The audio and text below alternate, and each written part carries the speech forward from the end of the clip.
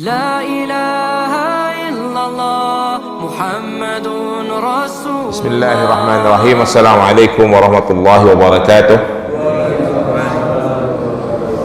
الحمد لله الذي أرسل رسوله بالهدى ودين الحق ليظهره على دين كله وكفى بالله عليما. أشهد أن لا إله إلا الله وحده لا شريك له وأشهد أن سيدنا محمدا عبده ورسوله.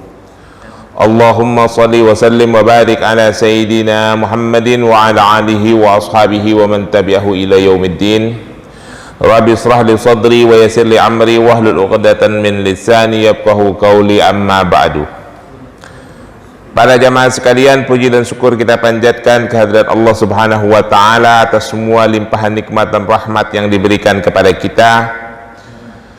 Alhamdulillah, Allah berikan kelapangan waktu dan kesehatan kepada kita semua, bisa melaksanakan sholat subuh berjamaah dan memperpanjang itikaf kita untuk mengikuti kajian yang insya Allah memperkaya pengetahuan kita dan akan memperbaiki amaliyah-amaliyah kita. Salawat dan salam kita berharap selalu tercurah kepada junjungan Nabi besar Muhammad sallallahu alaihi wasallam, kepada para keluarganya, para sahabat, para tabi'in, para tabi'ut tabi'in, para ulama, dan salawat serta salam kita sampaikan kepada penulis kitab ini, Al-Hafiz Abu Abdullah Muhammad ibnu Yazid Al-Hafiz Abu Abdullah Muhammad ibnu Yazid Al-Ghaswi, pengarang kitab Sunan Ibnu Majah jilid pertama. Dan kepada kita semua umat Rasulullah insyaallah mendapatkan syafaat di yaumul akhir nanti. Mari kita lanjutkan kajian hadis ini. Kali ini kita masih membaca kitab Sunan Ibnu Majah jilid pertama, babnya bab kedua, judulnya Babul Sunnah Sanatan Hasanatan Wasai'atan. Jadi judulnya itu bab tentang jalan yang baik dan jalan yang buruk, kira-kira begitulah ya.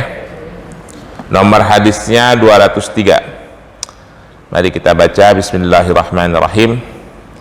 Hadatsana Muhammad ibnu Abdul Malik ibnu Abdul Shawarib. Hadatsana Abu Awanah. Hadatsana Abdul Malik ibnu Umair an Munzir ibnu Jarir an abihi qala qala Rasulullah sallallahu alaihi wasallam, man sana sunnatan hasanatan fa umila biha kana lahu ajruha wa mislu ajri min amali biha la yanqusu min ujurihim syai'an wa man sana sunnatan sayi'atan. Kalau tadi hasanatan, sekarang sayi'atan. Fa umila biha kana alaihi widruha wa widruhu man amila biha la yanqusu min auzarihim syai'an. Jadi kata Rasulullah, secara lengkap sanadnya meriwayatkan kepada kami Muhammad ibnu Abdul Malik ibnu Abi Shawarib, meriwayatkan kepada kami Abu Awanah, meriwayatkan kepada kami Abdul Malik ibnu Umair, meriwayatkan kepada kami Munzir ibnu Jarir.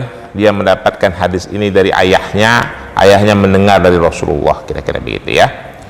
Rasulullah berkata, man sana sunnatan hasanatan, barang siapa yang menjalani atau membuka jalan. Sana itu artinya jalan ya Pak, sunnah itu artinya jalan. Sana itu jalan, sunnah itu artinya jalan. Jadi jalan.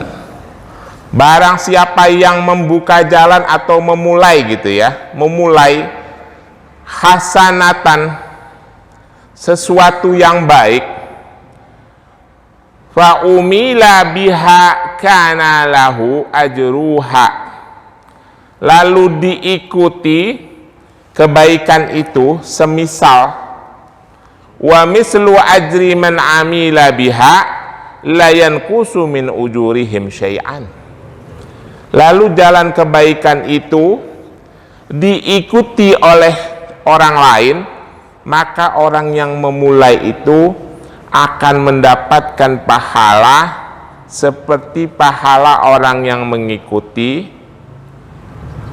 layan kusumin ujurihim syai'an, dengan tidak mengurangi pahala orang itu, kira-kira gitu ya. Jadi misalnya Pak Erwin melakukan suatu kebaikan, diikuti oleh Pak Edi, maka Pak Erwin dapat pahalanya Pak Erwin sendiri, dapat pahalanya Pak Edi, dan pahalanya Pak Edi tidak terkurangi sedikit pun, kira-kira gitu. Wa man sana sunnatan sayyi'atan fa umila biha kana alaihi wizruha wa wizru man amila biha la yanqusu min auzarihim syai'an. Dan barang siapa, kalau tadi kebaikan hasanatan, sekarang sayyi'atan, keburukan, barang siapa membuka jalan, memulai menjadi pionir melakukan keburukan, lalu keburukan itu diikuti oleh orang lain, maka dia akan mendapatkan dosa dari dosa orang yang mengikutinya. Orang yang mengikutinya ditambah dengan dosa dia, dan dosa orang yang mengikutinya tidak berkurang. Ya, ini perhatian saudara-saudara sekalian, jangan sampai kita melakukan keburukan. Kalau kita melakukan kebaikan, kebaikan itu diikuti oleh orang lain, kita beruntung, ya, karena kita dapat pahala double. Maka dari itu, saudara-saudara sekalian, profesi yang paling mulia di masjid ini, Bapak tahu tidak? Profesi apa? Profesi yang paling mulia di masjid ini, tahu nggak profesi apa? Profesinya muazin. Makanya muazin jangan malas. Mana muazin? Muazin tak kabur ya? Muazin tak kabur ya? Muazin itu dia azan, dia qomat, dia azan. Berapa jumlah orang yang hadir di masjid itu, segitu pahala buat dia. Berapa orang yang terjauh datang dari masjid ini, kira-kira ada yang lebih jauh dari saya nggak? Nggak ada pasti. Misalnya gitu ya, karena saya paling jauh dari masjid ini. Oh, Pak Ujang lebih jauh. Dapat pahala dia, Pak Ujang yang paling gede pahalanya misalnya, karena dari jauh dia paling jauh. Itulah pahalanya si Saipul. Ditambah jumlah pahala orang yang ada di sini. Maka dari itu kalau datang sholat subuh main duluan, buru-buruan azan. Dia dapat pahala sejumlah orang yang ada di masjid. Kenapa? Dia menyeru kebaikan. Dia dapat pahala, dia mendapatkan pahala sejumlah orang yang datang atas seruan dia itu. Tapi kalau yang datang otomatis ya bagaimana Pak? Saya kagak tahu lah, kira-kira itulah ajarannya. Siapapun yang datang ke masjid ini karena seruan azan, dia mendapatkan pahala. Makanya muazin itu pekerjaan paling mulia itu. Ya. Pahalanya besar. Dia tidak tahu aja pahalanya besar. Kalau dia tahu dia nggak malas-malas. Muazin dah kabur ya. Nah, demikian pula sebaliknya, apabila seseorang melakukan keburukan lalu diikuti, maka dia akan mendapatkan dosa dari dosa sejumlah orang yang mengikuti keburukan itu.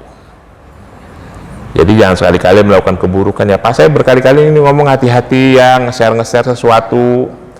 Kalau kita mau nge-share di medsos, pastikan kita tahu sumbernya, kita tahu itu salah atau benar. Sebab kalau itu sampai diikuti, di-share lagi, berapa banyak dosa yang kita ditimpakan ke kita kalau itu sebuah keburukan. Ya. Masih ingat kan surah Al-Isra ayat 36? Jangan bawa sesungguhnya keyakinan, jangan mengikuti keyakinan yang kita tidak tahu sumbernya, karena itu akan dimintakan pertanggungjawaban. Ya, inna sam'a wal basara wal fuada kullu ulaika kana anhu mas'ula. Sesungguhnya pendengaran, keyakinan, penglihatan, semua itu akan dimintakan pertanggungjawaban. Maka Allah mengatakan dalam ayat itu, ma taqfu ma laysa laka bihi ilmun, la taqfu ma laysa laka bihi ilmun. Jangan engkau mengikuti sesuatu yang engkau tidak punya pengetahuan, ya, tentang yang engkau ikuti itu, karena semuanya akan dimintakan pertanggungjawaban. Hati-hati. Itu hadis nomor 194. Lalu apa yang dimaksud dengan sanatan hasanatan?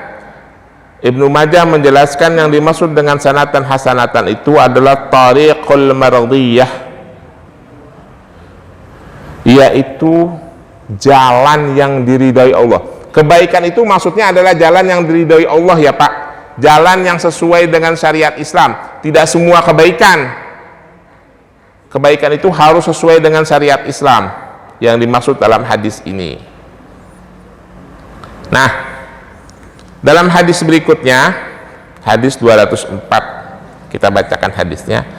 Hadatsana Abdul Waris ibnu Abdul Samad ibnu Abdul Waris, hadatsana Abi an Ayub an Muhammad ibnu Sirin an Abi Hurairah radhiyallahu an qala jaa rajulu ila Nabi sallallahu alaihi wasallam fahatha alaihi faqala rajulu indi kadza wa kadza. Qala fama baki fil majalis rajulu illa tasaddaqa alaihi bima qul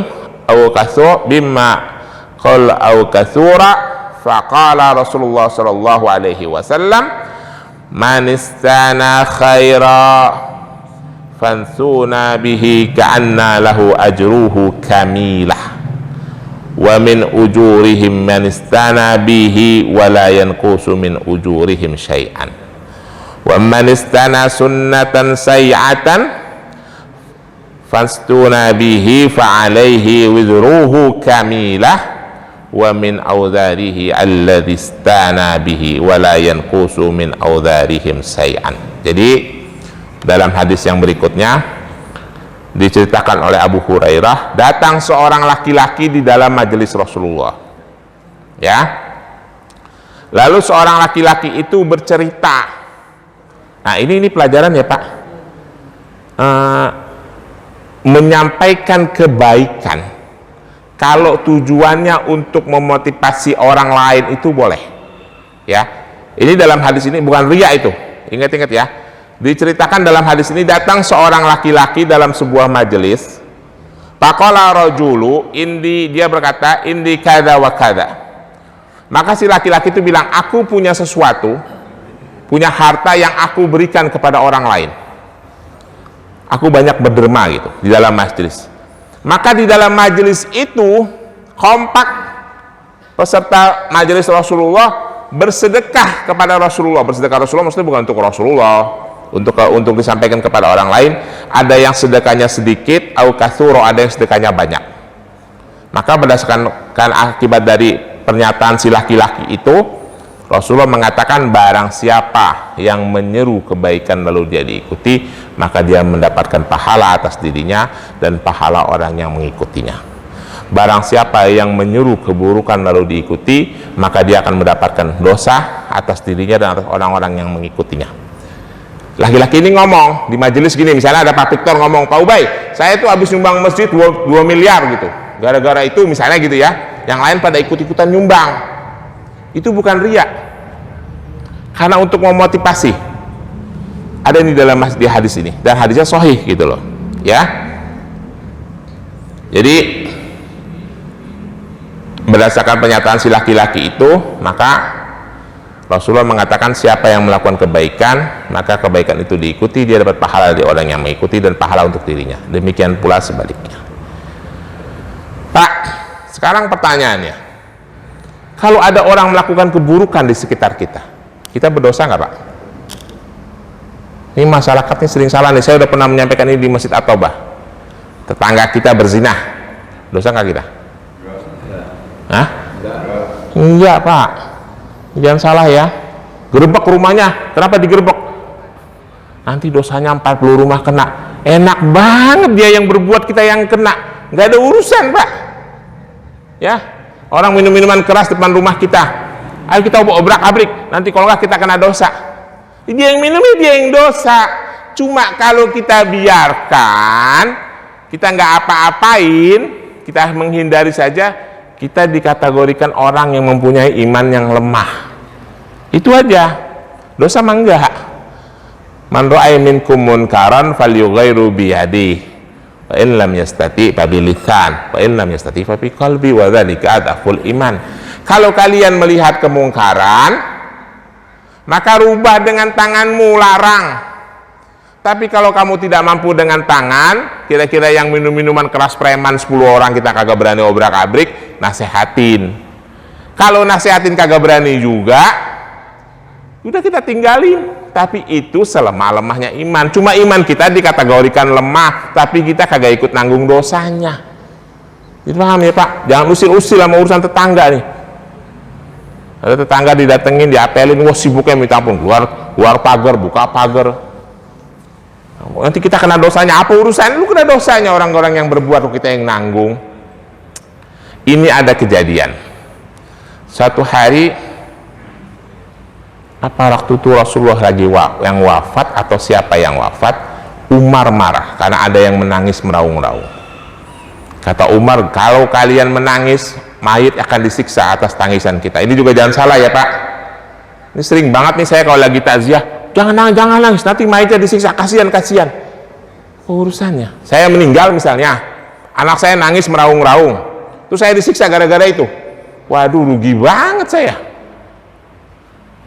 Istri saya nangis meraung-raung karena emang cintanya cuma satu-satunya gitu kan, atau karena dia yakin suaminya paling tampan, terus saya disiksa gara-gara itu. Yang enggak Pak, Umar marah, jangan menangis seperti itu, nanti mayat disiksa gara-gara tangisan ahlil mayit. Lalu Aisyah mengeluarkan sebuah ayat surah Al-An'am ayat 164, wala taksibu kullu nafsin illa 'alaiha. Nanti buka di rumah ya Pak, surah Al-An'am ayat 164. Wala taziru waziratun wizrul ukhra. Seseorang tidak akan dimintakan pertanggungjawaban atas perbuatan orang lain, dan seseorang yang berdosa tidak membebankan dosanya kepada orang lain. Jadi kalau kita meninggal, anak kita nangis, terus kita jangan menangis, nanti ayah mau menanggung beban disiksa dikubur gara-gara menangis. Nggak ada dalilnya, itu nggak bener ya. Itu ayat Al-Quran surah Al-An'am ayat 164. Kita menanggung dosa kita sendiri. Wala taksibu kullu nafsin illa 'alaiha wala taziru waziratun wizrul ukhra. Seseorang akan menanggung perbuatannya sendiri, nggak menanggung perbuatan orang lain. Jadi mulai sekarang harus clear ini ya. Urusan 40 rumah kiri kanan itu urusan nggak bener, sumbernya kagak jelas itu dari mana itu. 40 rumah. Bayangin aja coba kalau kita tinggal di Taman Sari, tiap hari kita kena dosa. Taman Sari Pak, buset, itu semuanya tempat pelacuran. Habis kita mandi dosa tiap hari, siang malam. Hah? Ya Pak, Gatot ya. Apalagi kalau kita tinggal di dekat Saritem ya Pak. Mandi dosa mulu kan Pak, betul nggak Pak? Si Saritem pinggir sungai itu Pak. Saya pernah sekali ke sana dulu waktu lagi meeting. Lihat aja. Mandi dosa. Jadi nggak ada hubungannya. Jangan menyampaikan sesuatu yang nggak ada sumbernya ya Pak. Demikian pula kalau mayit yang meninggal terus ada ahlil mayitnya nangis, mayitnya disiksa, nggak ada hubungannya itu ya. Lalu bagaimana seorang ayah yang anaknya berbuat kesalahan, nanggung dosa tidak Pak? Anak saya misalnya nggak bener, saya nanggung kalau itu, karena itu dalilnya beda lagi. Itu hubungannya mengenai tanggung jawab seorang pemimpin. Kullukum ra'in wa kullukum mas'ulun an ra'iyati, ar-rijalu ra'in fi ahlihi wa huwa mas'ulun an ra'iyati. Setiap kalian adalah pemimpin dan setiap pemimpin akan dimintakan pertanggungjawaban atas kepemimpinannya. Seorang laki-laki adalah pemimpin di rumah tangganya, dia akan dimintakan pertanggungjawaban atas kepemimpinannya. Itu lain dalilnya ya. Ada lagi hadis sahih yang lain yang mengatakan kullu bani adam yuladu ala fitrah fa abawahu yuhawidanihi aw yunasiranihi aw yumajisanihi. Setiap anak Adam itu lahir dalam keadaan Islam, lahirnya udah dalam keadaan Islam. Fa'abawahu, maka kedua orang tuanya yang menjadikan dia Yahudi, menjadikan dia Nasrani, atau menjadikan dia Majusi. Nah, yang bagian itu kita dimintakan pertanggungjawaban oleh Allah. Begitu, jelas ya? Kalau orang tua dimintain pertanggungjawaban, tapi kalau anaknya orang lain ya kita nggak dimintain pertanggungjawaban. Jangan salah-salah, makanya jangan ada suka, jangan ada anak orang lain datangin laki-laki kita gerebek, itu tindakan tidak etis ya. Jangan melakukan itu, alasannya 40 rumah nih kena dosanya, ngawur itu. Baik, kita lanjutkan pada hadis berikutnya. Oh iya, satu lagi. Terus bagaimana? Bapak-bapak suka dengarkan ayat Al-Quran yang mengatakan bahwa kalau ada kezoliman di satu tempat, maka Allah akan menghukum bukan hanya orang yang berbuat zolim saja. Betul nggak Pak? Wattaqu fitnata la tusibbana alladzina zalamu minkumul khassah. Surah Al-Anfal ayat 25. Kita buka di rumah ya. Jauhilah, takutilah perbuatan-perbuatan dosa, la tusibbana alladzina zalamu minkum khassah, yang yang hukumannya tidak ditimpakan hanya kepada orang yang berbuat saja, tetapi juga kepada orang lain. Bagaimana itu? Misalnya nih, di Pamulang banyak kezoliman, banyak kemungkaran, terjadi gempa bumi, hancur semua. Ada orang yang kagak berdosa di situ. Kok itu dihukum juga gitu? Apa hubungannya dengan ayat yang surah Al-An'am ayat 164? Orang-orang, Allah kan kagak mungkin milih Pak. Ini misalnya ini ada gempa bumi di Pamulang gitu, yang kejeblos saya doangan, buminya retak, saya kejeblos, saya lagi jalan Pak Edi kagak kejeblos, kagak mungkin kan? Kejadian alam ini diatur oleh Allah, tidak melewati nalar manusia. Udah ada sunnahnya gitu loh ya. Jadi kalau misalnya air kali Angke naik, misalnya nih rumah itu kebanjiran, kagak mungkin sebelahnya nggak kebanjiran, nggak masuk akal. Itu agama tidak begitu ya. Wah, ini ada, kan sering terjadi tuh, kita tuh di Indonesia kan sering tuh ada hal-hal yang berhubungan dengan tahayul dan kurofat.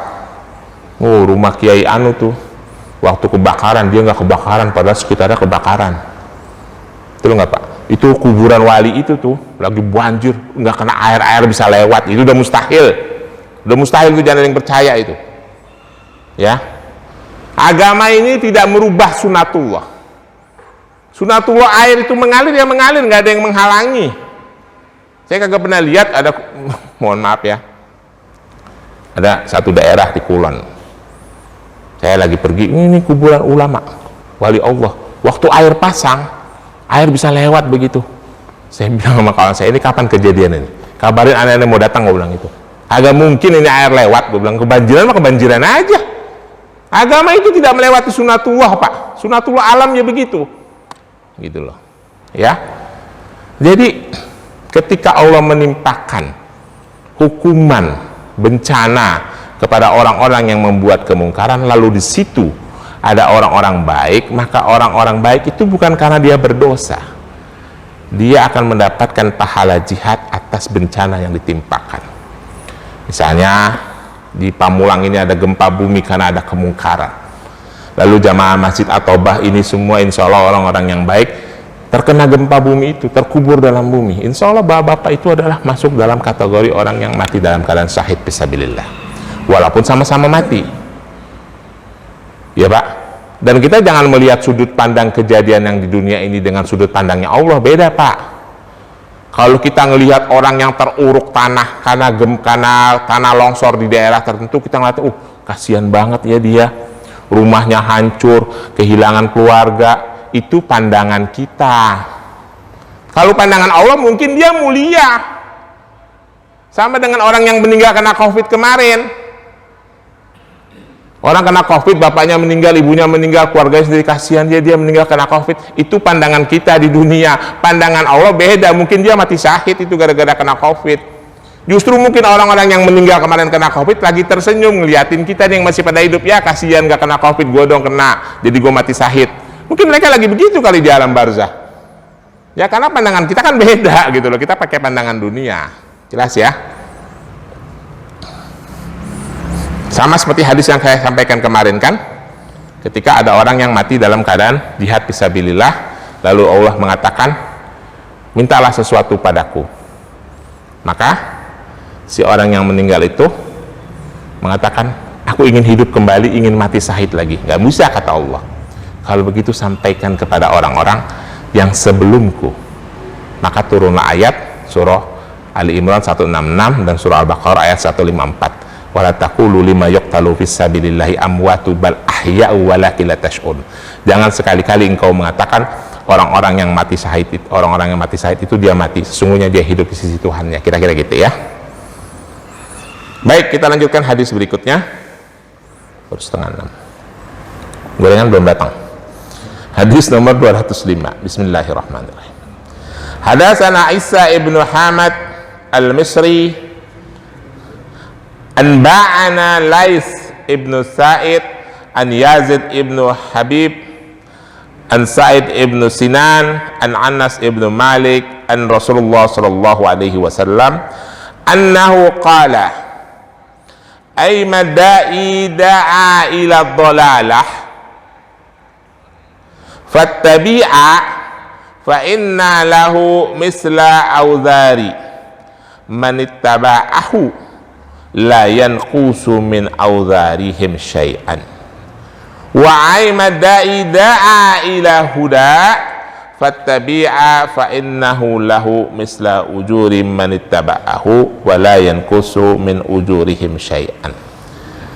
Diriwayatkan dari Isa ibnu Hamad al-Misri memberitakan kepada kami Lais ibnu Sa'id, dia mendapatkan hadis ini dari Yazid ibnu Abi Habib, dari Sa'id ibnu Sinan, dari Anas bin Malik. Rasulullah sallallahu alaihi wasallam berkata, annahu, bahwasanya, qala Rasulullah berkata, ay madai da'a ila dhalalah, siapa saja yang menyeru kepada keseruan yang zalim, yang sesat, dhalalah, fatubi'a maladi, maka diikuti, fa inna lahu misla audhari man ittaba'ahu wa la yankusu min audharihim, maka seruan kesesatan yang diikuti oleh orang lain itu akan menjadikan dosa bagi orang yang menyeru, dan dia akan mendapatkan dosa orang-orang yang mengikutinya. Ini saya bilang tadi ya Pak, kita kalau mau nge-share di medsos, di WA group, itu hati-hati, pastikan dulu bahwa itu benar gitu loh, karena itu adalah kesesatan, dan kesesatan itu diikuti oleh orang banyak, maka kita akan menerima dosanya. Wa aymada'a ilal huda, dan siapa saja yang menyeru kepada huda, kepada petunjuk, kepada hidayah, fatubi'a, maka diikuti, fa inna lahu misla ujuri man itba'ahu wa la yanqusu min ujurihim syai'an, maka dia akan mendapatkan pahala untuk dirinya dan untuk orang-orang yang mengikuti petunjuk itu. Saudara-saudara sekalian, jadi hadis ini semua hadis yang saya bacakan ini sahih, kecuali ini nih, yang barusan saya baca ini Imam Tirmizi memberikan catatan isnaduhu dhaif.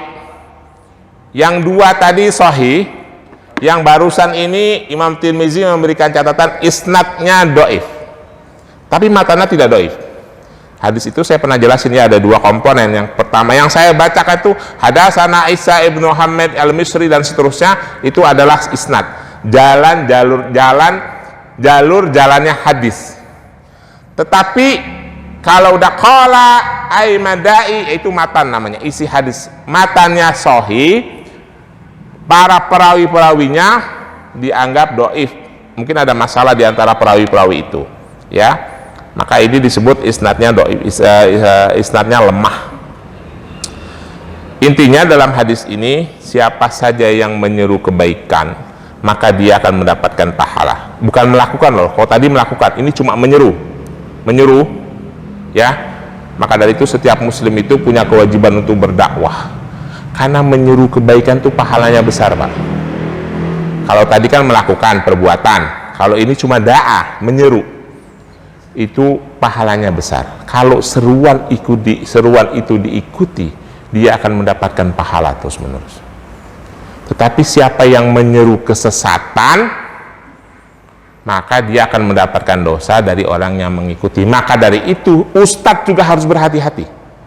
Ini kalau yang saya ajarin salah, hadis-hadis ini ternyata tidak sesuai dengan syariat Islam, atau tafsir yang saya, atau penjelasan ayat tadi yang saya sampaikan salah, surah Al-Isra ayat 36, Al-An'am 164, Al-Anfal ayat 25, yang saya sampaikan itu salah, saya akan menanggung dosa. Maka ustadz itu ilmunya harus cukuplah, nggak usah lebih, ya. Kalau saya sampaikan salah, itu saya akan menanggung dosa. Terus bagaimana caranya kita benar gitu ya? Kalau saya sederhana aja, ilmu tinggi sekali juga tidak mungkin. Cuma referensi saya itu, kalau saya tidak akan menyampaikan ayat sebelum saya baca tafsirnya. Minimal saya baca tafsirnya. Saya baca tafsir siapa? Ibnu Katsir misalnya. Ya udah, kalau itu salah, salahnya Ibnu Katsir. Minimal kan saya menyampaikan ada yang di buku gitu. Ya. Maka dari itu saya selalu bilang, kalau bisa pengajian-pengajian di majelis itu, terutama di majelis At-Taubah ini, pakai kitab supaya ustadznya kagak kepleset. Kalau ustadznya kepleset, dia menyampaikan kesalahan, dia salah, dia ikut berdosa. Lalu diikuti oleh jamaahnya, jadi ikut menanggung dosa jamaahnya. Ya. Insya Allah saya kagak salah. Kalau Bapak kagak percaya, Bapak bacain sendiri ini kitabnya, saya kagak ngomong bohong gitu loh, kira-kira begitu ya. Nggak mungkin, saya nggak salah, jadi saya terbebas dari kesalahan karena saya cuma baca penjelasan. Kalau Bapak kagak percaya, Bapak baca sendiri gitu, kira-kira gitu ya. Maka dari itu pakai kitab supaya nggak kepleset, sebab kalau kita sampai salah sama dengan kita menyampaikan kesesatan. Kalau kita menyampaikan kesesatan, kita akan menanggung dosa dari kesesatan itu. Saya kira itu Bapak-Bapak, ada 3 hadis yang kita bacakan, 2 hadis sahih, 1 hadis dhaif ya. Yang barusan ini hadis dhaif, saya harus sampaikan itu hadis dhaif. Ya. Hadis dhaif itu untuk urusan hukum tidak bisa dipakai. Untuk hujah hukum tidak bisa, tapi untuk nasihat seperti ini bisa dipakai, gitu ya. Saya kira itu, lebih kurangnya mohon maaf. Kalau ada pertanyaan saya persilakan. Ada pertanyaan? Kalau tidak ada pertanyaan, kita tutup. Billahi taufiq wal hidayah. Wassalamualaikum warahmatullahi wabarakatuh.